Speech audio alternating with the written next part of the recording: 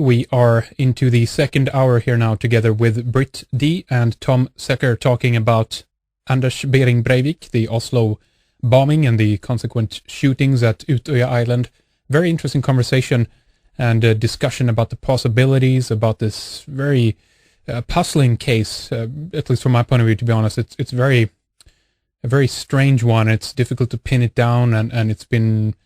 I mean, it's almost a year ago now, but still there's so many questions, as there always are in these cases, unfortunately. These are the things that the mainstream media in most cases touch upon, as you pointed out as well. Brit is very superficial. They now have the trial has moved into this area and territory now where they are talking with some of his friends, and that he started to shift his behavior, I guess, back in 2006, and there's been speculations that he did that because he was maybe homosexual and things like that. It's I mean, sure, I guess that could have something to do with it, but again, it seems to kind of deflate the whole issue where things are going. And in the trial, they don't seem to ask the big and important questions. And maybe we can talk a little bit later about that. But I know, Tom, you wanted to, continue on this thread where we left off, basically, and basically why they didn't stop him in time, and how this whole situation is now flipped around. Tell us a bit about this, Tom. Well, I mean, a lot of it focuses around this Department of Homeland Security operation called Global Shield, which is about monitoring chemicals and monitoring companies that sell chemicals that can be used in improvised explosives, in homemade explosives. And Breivik's name came up and was on a Interpol list of people in Norway that had had contact, in particular, with this Polish chemical company and had bought chemicals off them that could theoretically be used to make explosives. And that there has been some criticism of the Norwegian security services for apparently not following up on this, and they actually issued a report that you can download from their website all about this, where they sort of basically say, we didn't really have anything else on him, so we didn't have any other kind of vector, any other bit of information that would enable us to drag out that name as being one that's significant. And there's kind of, there's two very different paths that I think we can take when looking at this question, and also, like Brit was talking about, his activities on the internet and his rather open expressions of certainly questionable political opinions. Why didn't the security services pick up on this? Why didn't they do something about it? Why didn't they stop him? That's one path that we can take, and it's I'm not in any way dismissing those as valid questions. My problem is that after every major terrorist attack, we see that argument being made. After every major terrorist attack, whether it be Mumbai, 7/7, 9/11, Madrid, doesn't really matter. They always start this thing about, what did the security services know and when did they know it? Whereas I think that can be a way of herding us into this corral where that's all we're talking about. So we're not questioning, did he actually do it? We're just asking, why didn't they stop him from doing it? And we also aren't asking, what were they actually up to? And what kind of decisions were they making in the run-up to this attack? That we're only sort of seeing them as a kind of defensive intelligence collecting organization rather than a proactive covert operations arm of the military, which is what they are in reality. So we have, there's a danger here that in asking why didn't they stop him, we are basically giving them license to say, right, well, in that case, anyone who buys chemicals and says anything radical on the internet is therefore a terrorist suspect, and has to be, because otherwise something like this might happen again. There's always that danger there. So I'm not in any way, dismissing the questions that Brit was asking. Perfectly good questions. Just always keep in mind when you're asking that question, is this actually what they're trying to get me to ask, so that they can then come back and say, we have to introduce this or that. And just to give you an example of how that has actually played out, the head of the Norwegian security services, who's taken quite a lot of flack in recent months, I can't actually remember her name, sorry, but you can look her up. The head of the Norwegian security services said, there's no way that we could stop a lone nut, a sort of lone wolf terrorist, unless everyone had chips inside their heads. Well, there you go. That's where that dialogue can end up going. That's always a risk. And I thought it's important to bear in mind. Well, this is a very good point. This is always the issue of security, and I mean, we live in a world that is not safe. It's never going to be safe. Even if everybody had a microchip, it's still not going to be safe. People are going to find a way around it. It's always proportional. Yeah. So this is a faulty debate to begin with, but of course this is as you say, Tom, this is the excuse that we're getting. That okay, you want security, then okay, well then we need to control and regulate every little part of your life. And then here's your security. Bang. Yeah. And so again, I'm back to this. I was very interested to see how everything now that is even remotely related to something that Breivik said or thought or whatever, the image that we now compiled of him because of the videos, his manifesto, the trial and everything else, is being kind of, and I think that's a dangerous thing to do, if you will, not a good thing to do, to lump that together and then just put it on that banner of anybody who thinks like this or even talks about these things is a lone nut. This is the new form of like the internet terrorists, that is out there and getting dangerous ideas of the web and then goes out into the world and does evil things. So therefore, it could even be argued that this will lead to internet censorship, right, Tom? Yeah, of course. This is a tremendous danger. And it is increasingly the direction that they've been going in since about 2005, 2006. I think we started to see the emergence of the cyber terrorist threat and the threat of, Islamic radicals being radicalized on the internet by crazy fundamentalists in faraway countries running chat rooms, as though, someone on a chat room who is otherwise completely not disposed towards doing these kinds of things is going to suddenly then be pushed over the line. People would only be in the position of looking for something like that if they were already somewhat inclined and curious about those sorts of things. So the notion that you can just shut it down in that way, all that means is that person's going to then have to go and look somewhere else. It from a real security point of view, it's ineffective. But yeah, as you say, it can be used as part of this agenda whereby they can start censoring and shutting down parts of the internet that are actually a genuine and fundamentally, this is the important point, a peaceful threat to the powers that are sort of directing all of this and pushing it all in a certain direction. Because, we're all peaceful. None of us here in this conversation, or I imagine any of the people listening, would ever dream of going out and shooting a bunch of people to try and make some political point. We're all committed to a much more, to a non-violent approach, or at least fundamentally non-violent approach. And that's, I think, a far greater threat to them than, you could shoot hundreds of people in a city centre. It wouldn't be a great threat to the state. Whereas if you get thousands of people or even hundreds of thousands of people to just peacefully resist the state, that is a threat to them. And so that's the thing that they, may be looking to kind of censor, and or at least one of the things that they're looking to censor and control coming out of this. Well, okay, so Breivik he's potentially then a brilliant strategist. He can understand, very, very well. I mean, it's not that incredible, but it's a fairly advanced level of, how to play the game with some of the things that you mentioned before, Brit. Considering how he, now plans to get the focus shifted over to the right wing so that they will be feeling the squeeze even further and then hence acting out. I mean, it's planning ahead. It's a somewhat chess move, if you will, but then he can't realize and see that his actions in the long run is going to be beneficial to the people he supposedly is against. That's another kind of puzzle, isn't it, Brit? Yeah, I mean, certainly it's not clear what his long-term strategy really is. I mean, in the short term, it was, brilliantly successful, as horrible as it was. Ultimately, it's some kind of race war that he's trying to start, basically. And, the choice of title for his manifesto, 2083, that's, I believe, when he sees all Muslims being expelled from Europe. Is that right? Something like that, yeah. Yeah. I mean, I take Tom's point that, this could definitely be used to clamp down on, the internet censorship and things like that. But, I mean, with the number of things that he was doing, I think it's, a valid question to ask why he wasn't investigated. I mean, because at least why he wasn't flagged up at some point, yeah. Yeah, I mean, I think he was actually flagged up, but they did nothing about it, basically. Yeah, that's right. Well, yeah, he was definitely on the watch list because of the chemicals, but I also read that they had tapped his phone and email, but only for a day because Yeah, well, because Norwegian law didn't allow them to do that, so that does play into what you were saying, Tom, that can be used to, further extend the powers of the intelligence services, yeah. Interesting.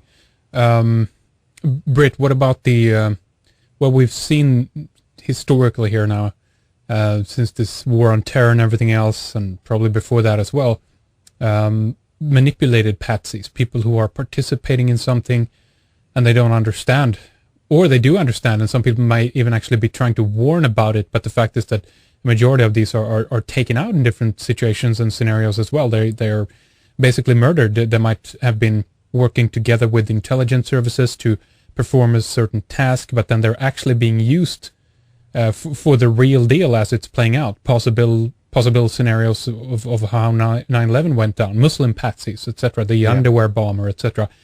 Is there any similarities here to the Breivik case and these other past cases?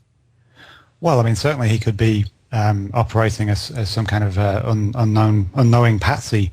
But I mean, what's particularly striking to me is that Breivik's made kind of no reference to any of these patsies or this history of manipulated terror, because this guy has talked about his extensive research on the internet. I mean, he's done thousands of hours of research. He's cited Oklahoma City, the bombing there, and also the World Trade Center bombing as being part of his education in bomb making and strategy. I mean, he's also studied various terror organizations or freedom fighter organizations, however you want to classify them, particularly Al-Qaeda.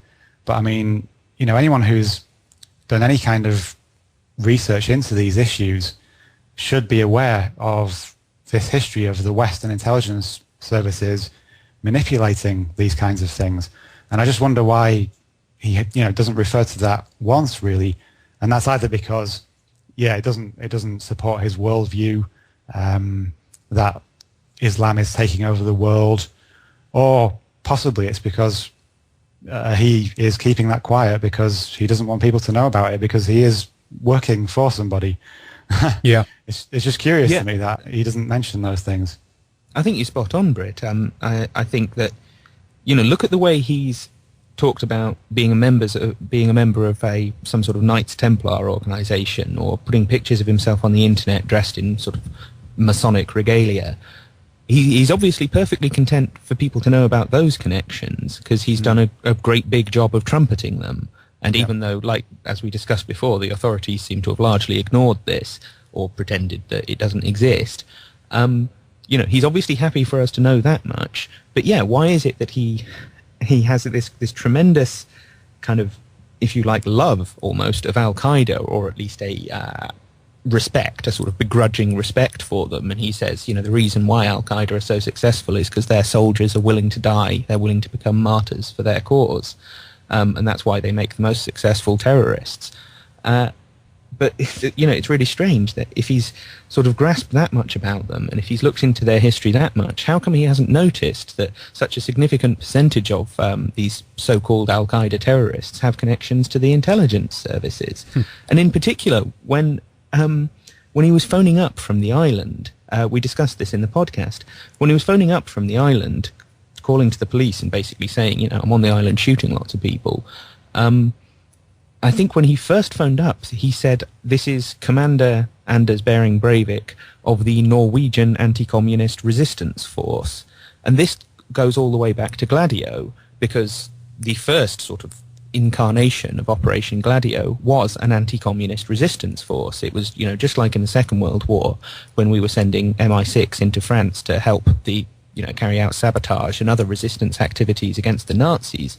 The basic idea was we would keep all of that infrastructure in place and actually expand it across the whole of Western Europe, so that it would be there ready and waiting if the Soviets ever invaded.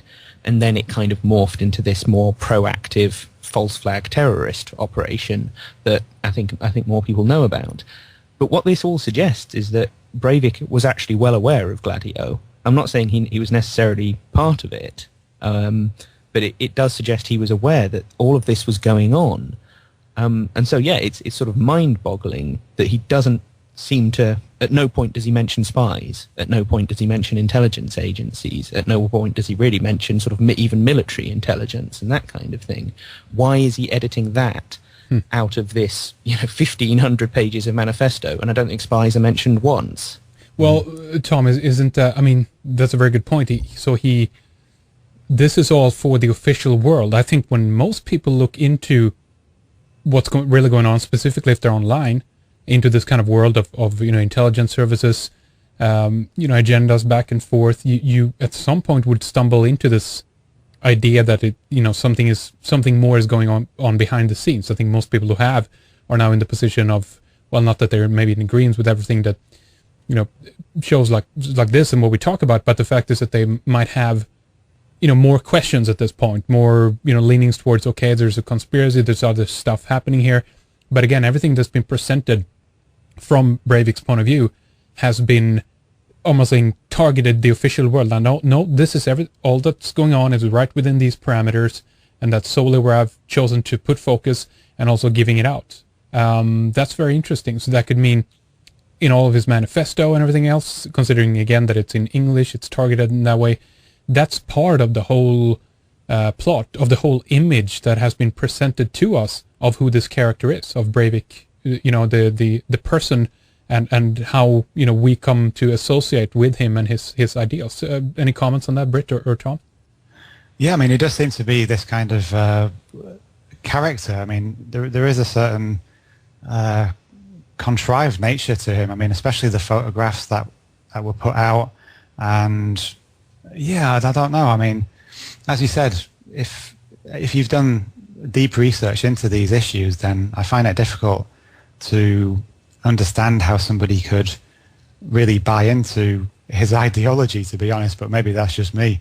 But when you read about, the history of manipulated terror and how Muslims have been, manipulated and used, and when you read about the totally illegal and immoral wars and coups overseas that the West has been behind, it's like, how can this guy not have taken some of this on board? I mean, why is he so well, he's a fundamentalist, I guess, but why is he like that? Is he self-radicalized, or is somebody brainwashing him, I guess, is a big question. Yeah.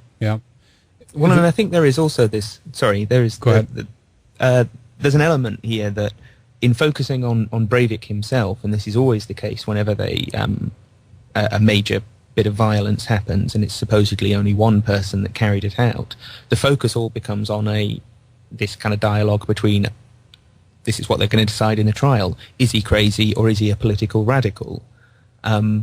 And so it then becomes about his childhood and people who knew him, and like you say, whether he went off to get plastic surgery. Who really cares, frankly, about all of that stuff? It's not all, in some ways, it's not all that important whether Breivik did this because he was crazy or did this because he was a political radical. The question we should really be asking is, how do we respond to this? What do we do going forward? Does this in any way impact upon our values and our view of the world? And just kind of, if you like, let Breivik have whatever perspective he has, and not just sort of focus on him as an individual and as a psychological specimen, because I think that just trivializes the whole thing. There are much bigger questions at stake in all of this than his particular mental state. Are we giving him too much, how should I put it, credit? I mean, after all, we're talking about a murderer here. We're talking about someone who obviously has something wrong with his brain. You don't act like this. You don't do something like this for a political outcome. I know it's happened in the past, but for some, I mean, obviously we put these people into different kind of category, that these are people who, how should I put it, don't play by the normal rules. They are obviously crossing every boundary that is morally acceptable to get a message through. So in other words, Tom, are we giving him too much? Should we just kind of, okay, he's an insane person. We can't really debate these issues about him because of that, because he to some certain degree he has a mental problem here. What do you think? Well, I think that's the the way that they initially it seemed tried to manage him and tried to manage Breivik was to label him as insane. And both me and Brit have read an English translation of that first psychiatric report, and there's all sorts of strange things in it. And Breivik himself has completely discredited it and said, it's a nonsense picture of him. It's not what's really good. They accused them of making it up. Mm-hmm. And there is, if we just dismiss him as insane, then we're failing to have the debates that we should be having and the discussion that we should be having about, what's the big picture here? What's the big picture in terms of the direction our countries are heading in and the direction of politics and why these acts of political violence happen? That's the stuff we really should be talking about. But instead, we're kind of driven into this place where we're talking about, was he a narcissist or was he schizophrenic, or what label can we stick on him in order to turn him into almost an icon, if you like, almost an idol, mm-hmm. in a really sort of perverse, voyeuristic way, like we're sticking him up on a pedestal in a trial, and not that we really care about the verdict, because either way he's going to end up in an institution, and we're just sort of sticking him up there as something we, almost like in a zoo, something we can sort of prod and poke and go, ooh, look at that. Yeah, it's true. His life is being obviously unraveled, unfolded in front of our eyes in the media, and every little detail here is going to be analyzed and microanalyzed, and it's interesting to see how the media digs into this corpse, like a fresh meat in a way, for the lack of a better word, and also I think to a certain degree how people are enjoying it, maybe reading about it and really getting into the nitty gritty of this stuff. It's a very, very strange situation. I wanted to get back to one point here as well about the relationship, if you will, or his association with the Al-Qaeda, because he allegedly even had a plan to behead the former Prime Minister of Norway, Gro Harlem Brundtland, and this was in the style that Daniel Pearl was beheaded back in 2002, an American journalist, and there's plenty of people who had questions about this and the fact that the video looked kind of weird and stuff at the time. It was quite a while ago, so I can't remember all the details about it, but the fact is, again, that he seems to have been just again influenced and in the environment of where Al-Qaeda operates. And again, if we look at the history of that organization, we see some shady connections to the West, and the fact that they might have been they were instigated and set up basically in Afghanistan to fight the Russians at the time, partially, and the whole database, connection about the names that were attached to it and stuff like that. So I don't know if that gives it away in regard that he in effect is now the white Al-Qaeda, but it certainly seems like it. The evidence, more and more we look into this, seems to be outlaid in that way, that he has he's watched Al-Qaeda, he's been trained by them. But the reason we are giving is that he did this from afar, simply by observing them and looking at the stuff that they put out, if you will. But we're still within the realm of something which is not 100% manifested in reality, since this is very much shady and in the shadow world of intelligence services. What's your comment on that, Brit? Yeah, I mean, you mentioned the Daniel Pearl beheading there. I think the more notorious beheadings were during the Iraq War, and a guy called, was it Zarqawi? He was this guy that the West had tried to build up as an Al-Qaeda mastermind operating in Iraq. I think he was actually from Jordan. But there's been a lot of research into that guy, who was accused of being behind these beheadings, which were, blatant grisly propaganda. And they built this guy up to be something that he wasn't, and that was entirely a fabrication of the Western intelligence services. So, yeah, I mean, the things that he has been inspired by were a result of Western intelligence manipulations, absolutely. Yeah, it's very interesting. I wanted to just bring up a little bit about the inconsistencies in the bombing. We're kind of jumping a little bit back and forth here, but that's okay. Again, as I said before, there's just so many things to this case, and I hope I'm not leaving any vital, important parts out. It's kind of easy to do that since it's vast and there's many components to it. But when we begin to look and observe the Oslo bombings, and I know you both haven't maybe gone into it in detail, but I just want to get your casual observance of it again and reference it for the listeners here. that it's just weird to me anyway how one truck bomb can create all of these different locations of where the damage is done. I certainly can understand that right in front of the H block building, as it was known as the tallest building there. The van was allegedly parked right outside. Right outside, we see this basically hole straight down into the underground, underneath where the van has been. There's hardly anything left of the van at all. There's been release of CCTV footage of the van parked there before of time, so that seems to be confirmed again, but we don't know. Video footage of it hasn't been released as far as I know, just like the single frame, and there's always reason to have questions about that. But then we see, scattered damage, like the top of the R block building of the window. There's coming out fire out of there, and one of the eyewitnesses that was in one of the videos that I made about this as well mentioned that the further up he came into this building, which is it's pretty good distance from where the van was, and this is down at the street level, obviously. So he talked about the damage up towards like the third and above the fourth level of this other building. The damage was completely, he couldn't even get through there to look for survivors, basically, which to me indicate a possibility that we actually had multiple different explosions going off in different, parts of this whole government offices region here. It's very difficult at this stage, but I wanted to ask you guys about it anyway and just see what your take is on it. Brit, let's begin with you. Anything suspicious that you see with the bombings themselves? Yeah, I watched your video that you did, and the images of the fires at the top of the building were certainly unusual, and I couldn't understand how that could happen. And the scattered bomb patterns as well, yeah. The scattered damage patterns, certainly, yeah. Of course, this would fit into a pattern of terrorist attacks or contrived terrorist attacks, like the Oklahoma City bombing. I know you interviewed the guys from A Noble Lie the other day, and I also spoke to those guys a few months ago, and they very much go into detail in their film about the secondary devices in the building and how this truck bomb at the front of the building simply couldn't have caused the damage that it did. Of course, on 9/11 as well, we have all of the reports of secondary explosions going off. So, yeah, the damage is definitely an interesting aspect.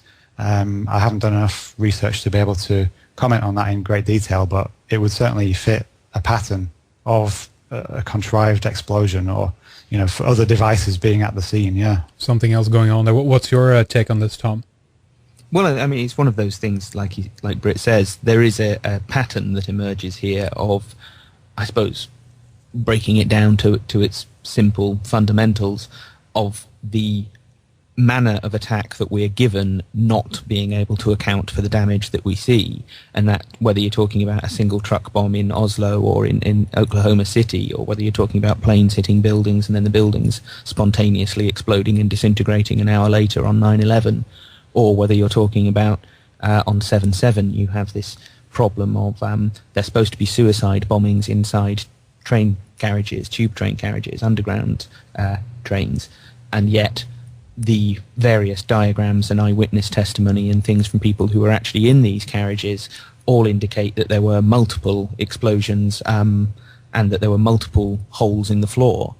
How can one rucksack bomb create 4 different holes in a floor of a tube carriage? Yeah. How can a plane cause an entire building to come down and disintegrate in that way? It just doesn't add up. There is a fundamental thing here. And so we may be seeing the same kind of thing in Oslo, that certainly you dug out some good indications and strong indications of that in your video. One thing that does occur to me in terms of where we can go with this, how we might be able to get some more information, this occurred to me just now, is that I'm assuming Norway has a Freedom of Information Act. They should have something like it, but I haven't looked into it. Access to information. Yeah, something. They got to have something, right? So we might be able to get, say, reports of the repairs that were done to these buildings, or they haven't been demolished, have they? They have been repaired, and they're still standing, to my knowledge. Yeah. So we might be able to get reports on that would detail, how high up in the buildings these repairs had to go, that would be able to confirm what this witness said, that he seemed to be finding more and more damage the higher and higher he went.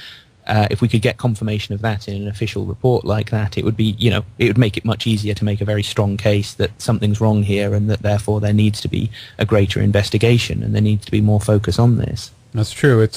And I always go back to that. I haven't really investigated that video again in greater detail, but I remember there was one piece. There's this one guy who comes to the scene very, very early. He's the one who's having the cell phone and filming it as he goes.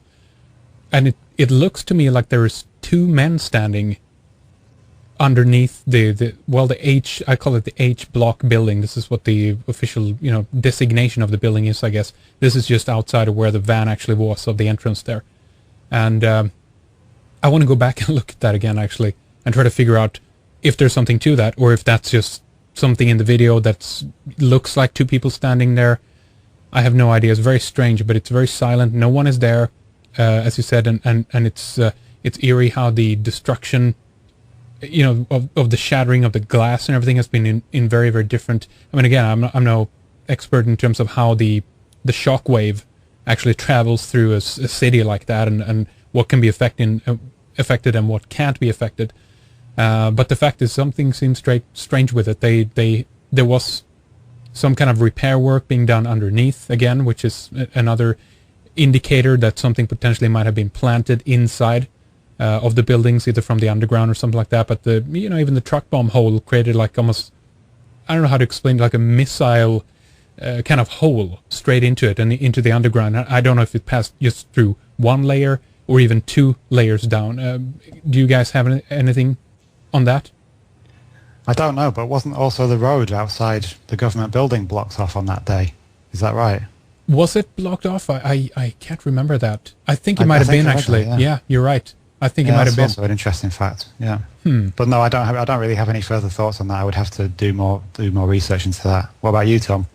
I agree that crater looks at least strange. I mean, none of us are explosives experts, so maybe what looks strange to our eyes would look normal to some slightly more expert eyes. But nonetheless, the way in which it was such a sort of condensed and very small, but very almost completely destructive for about, 10 feet across. But outside of that, there seemed to be very little damage at all, actually, on the ground. And yet, on the sort of the pattern of the broken glass on the large, tall building that it was right next to, again, you seem to sort of have a large amount of destruction in the middle, and then around the outside it's almost at random as to where it's broken and where it's still intact.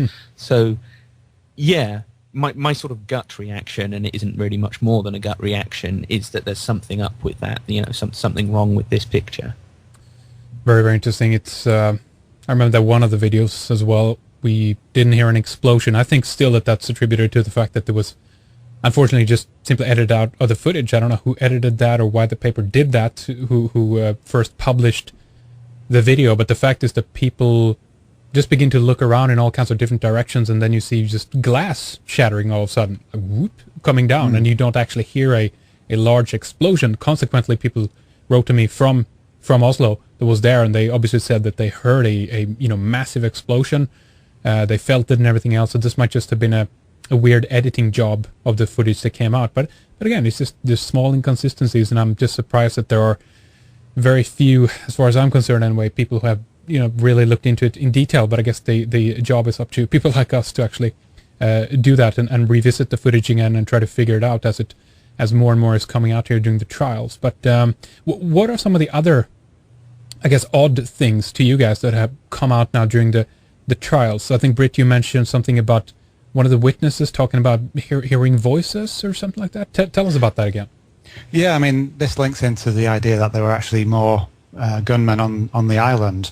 And, of course, this could be the testimony of someone who was traumatized and confused. But not only have we had reports of people hearing gunshots from different parts of the island at the same time, but in the last week, a witness basically talked about how she heard what she thought were foreign voices outside of the building where she was lying underneath her friend who'd been killed. And yeah, she thought they were foreigners basically. And yeah, it's just another interesting anomaly. I mean, of course, after that she said, oh yeah, I realized that this was the voices of my friends sort of shouting in terror. But I mean, that's interesting anyway. I think, and I don't think we should ignore details like that because they shouldn't be written off. Basically, I heard an so-called expert trying to explain also why so many witnesses had said that there were two gunmen on the island. They said, well, he had actually taken off some parts of his clothes, and he even took a boat around the other side of the island, and consequently that's the reason why there were two men there, or two shooters there that people had perceived. But did you guys have any other data on that? The fact that there seemed to have been indications in the beginning that there were two shooters, one unknown, and someone was even arrested, I remember, in the early stages. A younger kid, I think it was. Tom, do you have anything on that? Well, I mean, I agree that we shouldn't rule these things out, and we certainly shouldn't dismiss them, because if there is any kind of real possibility that there's an additional shooter on that island, then that's something that has to be investigated, and we have to, draw attention to and apply pressure regarding that. But at the same time, we've got to be wary of our own, if you like, temptation to seize upon something like that and take for granted that there were two shooters. At this point, we can't be sort of certain either way. One could make the argument about traumatized victims both ways. How much stock do you put in them saying that there was only one shooter? How much stock do you put in them saying that there was two? It applies both ways. Yeah. So what I would say is that I'm kind of distrustful of the official narrative, I'm also kind of distrustful of people who, and I have seen this a fair bit, people who've leapt on those reports and said that they prove conclusively that there was a second shooter and that therefore there is a larger conspiracy and a cover-up in place. Yeah. I think we need a bit more to go on than what we have, but we certainly shouldn't rule it out. That's a good point, and maybe you have a comment on this as well, Brit.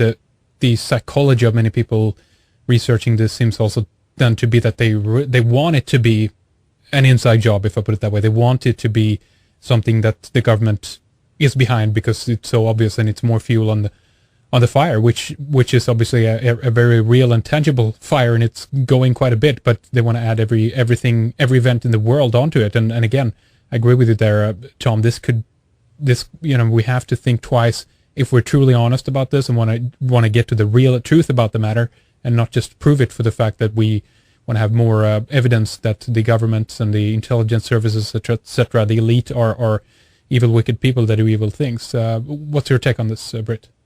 Yeah, I mean, I definitely think it's a big problem. Whenever there's something like this, there are always going to be people who start shouting, inside job straight away, and often that lasts for maybe the first week, and then there's not really any more sort of in-depth research or, thought about the bigger kind of issues that we've discussed today.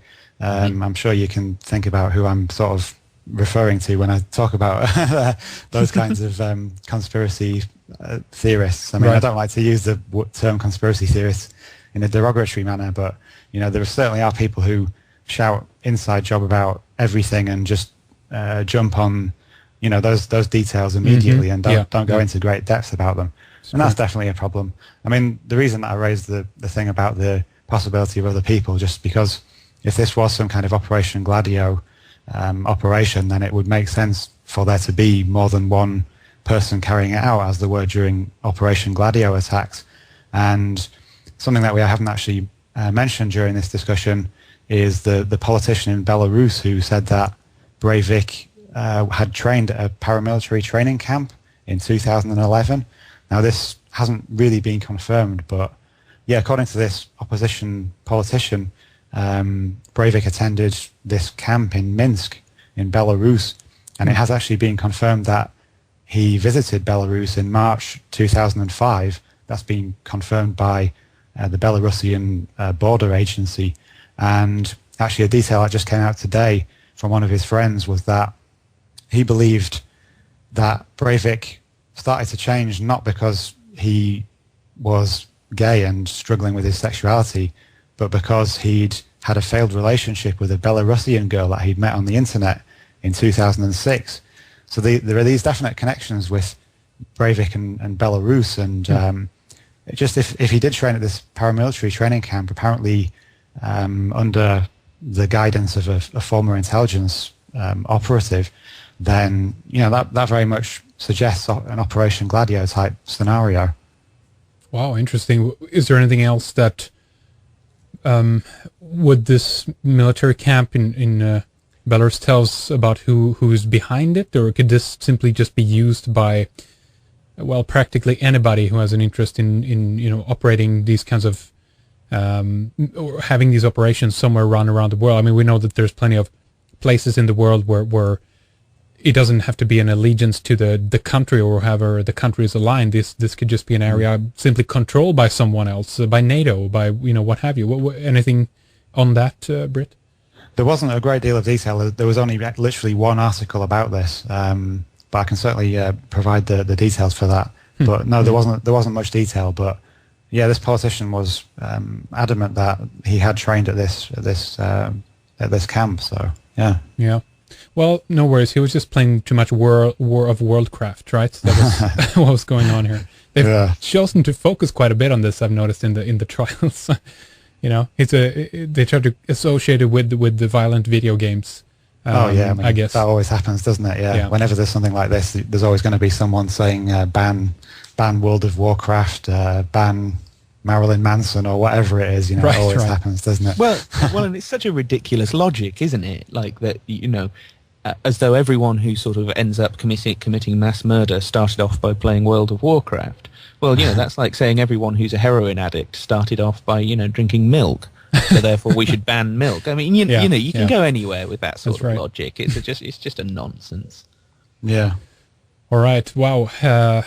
Again, very, very interesting, hearing about this from you guys. Is there anything major important here that we're kind of leaving out? Something that you feel is worth bringing up here before, we round things up here in a little bit. I'll leave the floor open to you first, Brit. Please go ahead if so. Yeah, I mean, I just wanted to make a kind of a broad point that sort of links into what we were talking about earlier about the European elite and how they're talking about the failure of multiculturalism could have, influenced Breivik in some way.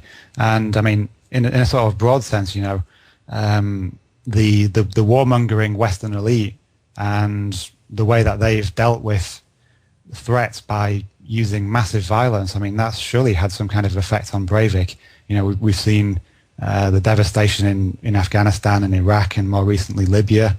And Breivik himself even referred to the fact that NATO, when they carried out bombings in Libya, they sort of factor in the collateral damage, and they factor in 10% of civilians being killed in those operations. That's how he kind of justified his own operation and how he justified some innocent people, as he would call them innocent. So yeah, I mean, just generally this culture of massive violence perpetuated by the state or perpetrated by the state, it plays into what he did in a way. Does that make sense? Sure does. Also, Brit, I wanted to ask you, what do you think? How do you think the rest of the trial will play out? Or are you watching this and waiting for some more details about certain things to come out? I guess what do you, if I can put it this way, hope to see from the trial, something coming out of it? Yeah, I mean, I was really hoping to hear from his mother, but she's not actually going to make an appearance at the trial, I don't think. I think they're just going to read out a statement, and that's going to happen tomorrow. But it would be interesting to hear from his mother, because apparently she actually laundered a lot of the money that he made from selling fake diplomas and fake certificates. And I mean, that's quite an interesting angle. I don't know how she hasn't faced some kind of investigation into that if she was effectively helping him to raise funds for his operation, But also, I'm interested in hearing from the defense witnesses that have been called, because I believe this guy Fjordman, who's one of these far-right nationalist bloggers, I believe he's been called as a defense witness, and also they've called some radical Muslim guy who apparently is going to defend Breivik's belief that this is what Muslims want to do, this takeover of the West. He's going to basically defend that worldview. So that should be interesting as well. I mean, whether these people actually make it to the trial, I don't know. But yeah, those are the things that I'm going to be particularly interested in hearing about. No, I want to ask you one more thing about this point as well later, Brit. But Tom, I want to give you the same chance here to comment on these things, both what you see or hope to see coming out of the trial, And then also if there's another kind of major area of something you want to make sure to mention, here at the end. I mean, I'm particularly interested as to what the verdict will be because, I mean, Brit's right. It's going to be very interesting seeing how Breivik attempts to defend his actions because he's not disputing that he did this. He is disputing that basically he's saying that it was necessary, that it was an act of self-defense as he sees it, which is highly unlikely to succeed. In fact, I would be absolutely astonished if that defense succeeds. So it's going to be interesting seeing how he tries to argue that case and how his lawyers try to argue that case. Yeah. But the verdict, as in, he's going to be found guilty of these on a criminal basis, but are they going to conclude that he's mad, in which case they stick him in an asylum and we probably never hear from him again or don't hear much from him again, or they stick him in prison, in which case he will spend the next 2 decades writing things from prison and using this whole thing, as he has used the trial, as a platform for whatever it is that he thinks he's accomplishing and whatever it is he's trying to accomplish. Yeah. So the verdict in that respect will have a big impact on how this goes down historically. When we look back in 10 years' time, what are we going to see? Are we going to see a trial that at the end of which that was basically the end of the story? Or is, I hate to put it like this, but if Breivik does get sent to prison and continues to write about this, to give, using that as a platform for his beliefs, we can actually use that as a platform for our ongoing investigations into what the truth about this really is. I know that's a bit of a kind of ugly way to look at it, but ultimately that's the reality. That's the media reality that we're living in. No, I don't know if we were... I don't remember the exact dates here, but there's plenty more of the trial to go, I think. Was it in July they plan to come to a verdict about this? Or do you guys know? I think it's mid-July that they're due to actually have a verdict, and it's 2 or 3 weeks before that. So sort of the last week in June, I think that they will conclude the testimony. I think that was the timetable. Okay, good to know. Keep an eye on that. Okay, there was one more thing I wanted to run by both of you here before we round things up here for this time. And I guess it goes back to what we began talking about a little bit, pertaining to especially your article there, Brit, and what you guys talked about in that first podcast that we're going to link up as well, of course, so people can go and listen to that. But we touched upon many similar points here as well, but you go into some other details there as well.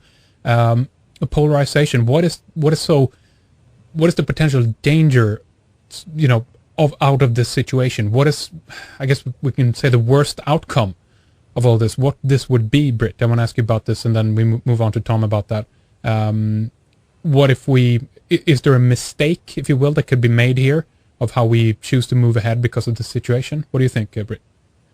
Well, I just think we need to kind of avoid these extreme reactions that we've seen and try and, avoid this polarization. I mean, the best thing would be obviously for this kind of atrocity to bring people closer together and not divide them further. But unfortunately, that doesn't really seem to be happening. I mean, we do see this polarization between Muslims and between the nationalists and people like that. And I mean, there are certainly, questions there. There are certainly issues that do have a substance, and it's quite obvious that to a certain extent multiculturalism has failed. I mean, you can't deny that. That's not the fault of Muslims. That is the fault of our government. And how do we deal with that? I really don't have an answer. Tom, do you? I don't think... I think failed is perhaps sticking it too far. What is obvious is that in a state capitalist system where you have a sort of a national restriction on the economy and things like that, that rapid, large-scale immigration, as we've seen, or at least some countries in Europe have seen in recent years, provides all sorts of problems because things like social service budgets are designed for a particular population and a particular population growth in mind. If immigration comes in and upsets all that, then the political system then has to try and react, and then you get resentment towards, all these bloody immigrants clogging up the hospitals and all of that kind of attitude, and therefore, in that respect, multiculturalism fails. We have to... I mean, part of the answer to that is, of course, not having centralized state social services and not having the state play such a huge role in our lives and such a sort of either incompetent or corrupt role in our lives. That's one of the answers. I'm ultimately, like I said in the podcast, I'm ultimately an anarchist. I don't really care where people are from. I think people should be able to pretty much go wherever they like. But in a state capitalist system, they're not doing it just because they fancy a change. They fancy going and living in that country. They are doing it for reasons to largely economic, but often political as well, that are caused by having a state capitalist system in the first place. So it's sort of, it's sowing the seeds of its own problems, and then sort of it all gets much more antagonistic because when those problems come home to roost. I don't really know what the answer is to that. What was your other question, Henrik? Sorry. Well, I mean, that kind of ties into it, obviously, but it was more if there's anything else in terms of what the danger is with the polarization, the outcome of all of this. If there's a big mistake that we might potentially do because of a reaction to this event, to this horrible, event, basically. Yeah, I think there is a bit of a trap in that.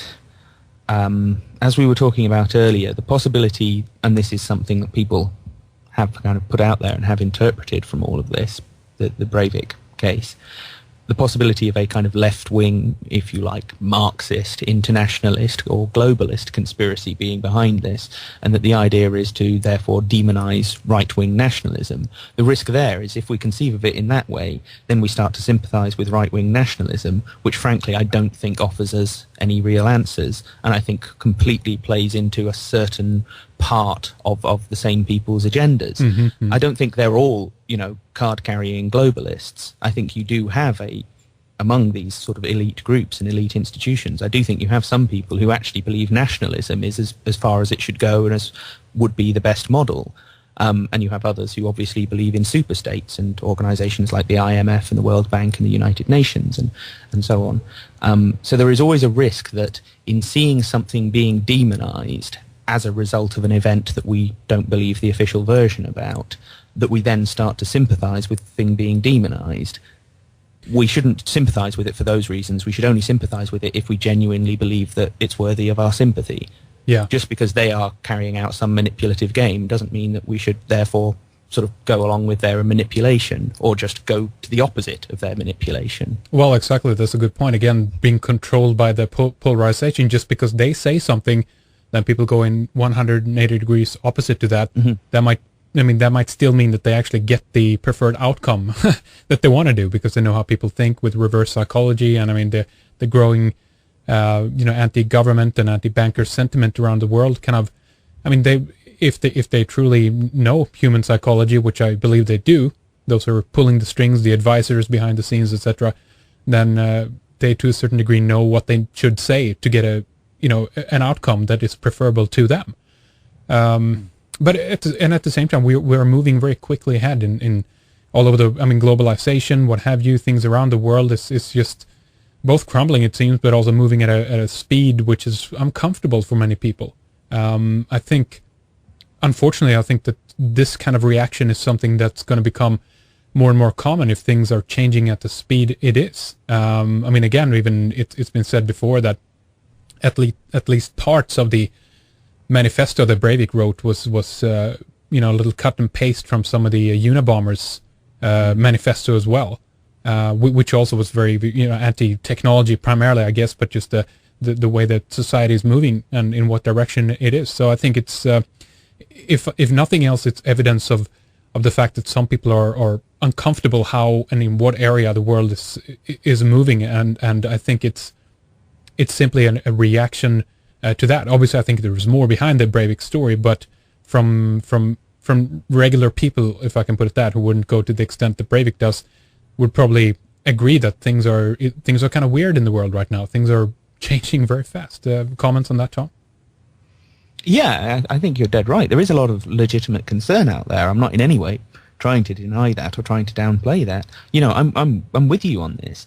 But I just think that so often we've seen them kind of present a supposed solution that because it looks a bit different to the direction that they were going in before, suddenly people leap on it and say, not that I'm particularly picking on this as a example, but like voting for Ron Paul, do you honestly think that's, fundamentally going to shift anything, having a different guy in charge of this massive military bureaucracy in the US? There's still the military bureaucracy still going to exist, the CIA is still going to exist, all of these things are still going to exist. They might have a slightly more credible and slightly more sincere man ultimately at the top of it, but nothing is going to fundamentally change as a result of that.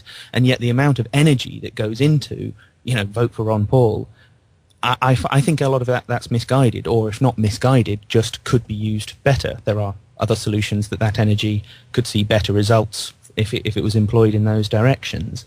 Yeah, it's an interesting point. It's after all, so many people argue all the time. I've said this before as well, that it's not the president that truly is in power anyway. There's there's plenty of people behind the scenes in the administration and the people who are assigned to different roles there, and then you do have the Secret Service, as you say, the CIA, the FBI, and all the rest of it, the military. So why this would... I'm not saying that this is what everybody who votes for Ron Paul thinks, but why would it change overnight? I don't think it's going to, even if he got in there or not. He would probably just realize how even more incredibly, compartmentalized everything and truly what little power the president really have. Brit, any closing thoughts on this? I guess I can only say that let's hope the Mayans are right and everything changes later this year. But I'm not holding any hope out in myself. Right. That seems to be the only solution to this mess we're in. Yeah. Something's got to give. Something external, huh? Got to come in and just shake up the place. Yeah. It seems to be that way, unfortunately. Yeah. All right. Well, this has been really, really fun and really good to go through this stuff. Of course, it's disturbing material, but I think it's good to analyze it and try to look at it from different points of view, look at the possibilities to try to understand why it's happening and who is behind it. This is, at the moment, from our perspective, all we can do. We can continue to ask the questions and look at the material that we have at our disposal. And I think you guys have done that very well. So I'd like to thank you for your time, first of all, and we can thank you guys one-on-one here at the time. First of all, then Brit D, behind resistradio.com. I want to urge our listeners to go there, check it out, your work, your radio program, your articles, all the rest. So first of all, then, thank you very much, Brit, for coming on the program. Really enjoyed it. Hey, thanks very much, Henrik. I've had a great time on the show, and keep up the good work. Thanks for having me on. You too. Thank you, Brit. And to you as well, then, Tom Secker, behind investigatingtheterror.com. Very, very good to have you with us as well, hearing from you. So keep up the good work, you as well, Tom. Yeah, thanks, Henrik. Thanks for having us on. It's been a really interesting conversation. I hope people enjoyed it. All right, that wraps up our program for this time. I want to extend my thanks to Fredrik, Lana, and Elizabeth at Red Ice for all their hard work. And a special thanks, as always, goes out to all of you, our members out there, for your support and continued interest in these kinds of subjects. These are what we consider to be among the most important in the world. We'll be back with more radio before you know it. In the meantime, stay tuned to the website and stay healthy and focused, and we'll be able to talk more soon. Bye-bye, guys.